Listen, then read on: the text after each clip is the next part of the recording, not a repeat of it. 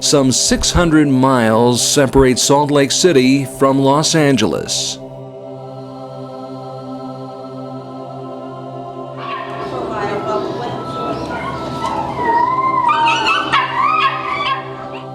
But for these pups, Salt Lake would be light years away were it not for a life-saving program.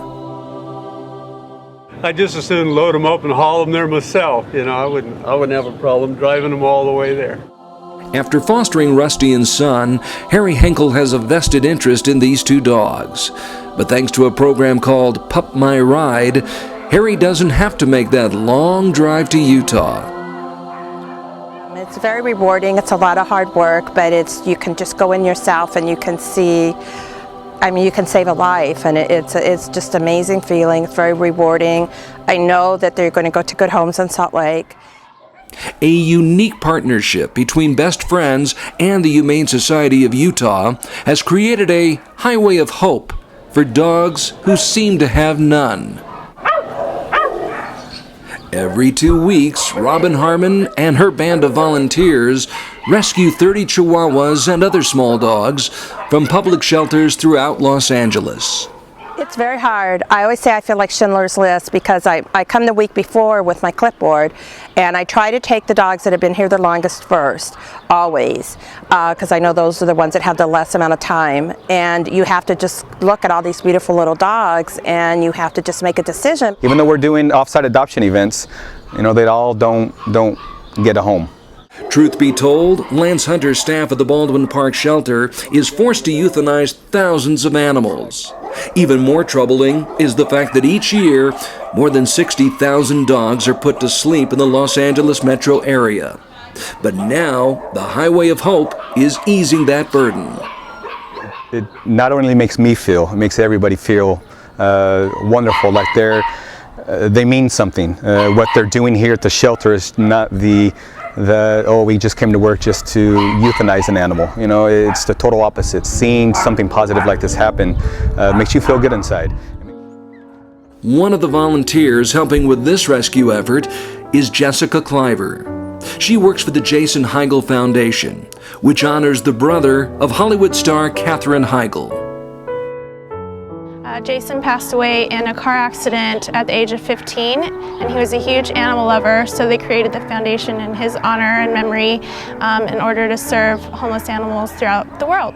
The Heigl Foundation pays the cost of saving and then sending these lucky dogs to a better life. Once the van's loaded with 30 of these four-legged refugees, Best Friends hits the road, leaving Los Angeles and heading north to Utah's Dixie. At the same time, another truck is pulling away from the Humane Society of Utah, heading south from Salt Lake to St. George for a special rendezvous. I started out working in the LA rescue community, and when I moved to Utah and started at the Humane Society and saw a puppy room full of empty cages, it seemed like a real obvious thing to try. And 3 years ago, Jessica Almeida became the rescue coordinator for the Humane Society of Utah after moving to Salt Lake from Southern California. Are people that were on waiting lists to adopt dogs that we just didn't ever have. So we started this program. We first transported 11 dogs in April of 2008, and the dogs were adopted almost immediately. And we did another transport a couple weeks later of 20 dogs, and it worked well again. So we set it up for every 2 weeks, and we take between 20 and 30 dogs. With the blessings of Executive Director Gene Bearschmidt, the Humane Society sends a truck every 2 weeks on this 10-hour round-trip trek to St. George, where the exchange takes place under the cloak of darkness. Each dog is walked, given water, a lot of love, and then loaded into the Humane Society's truck for the trip back north.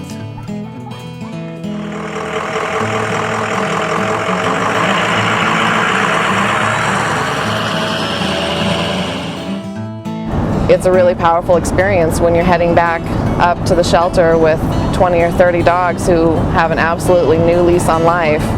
that really just didn't have a chance before.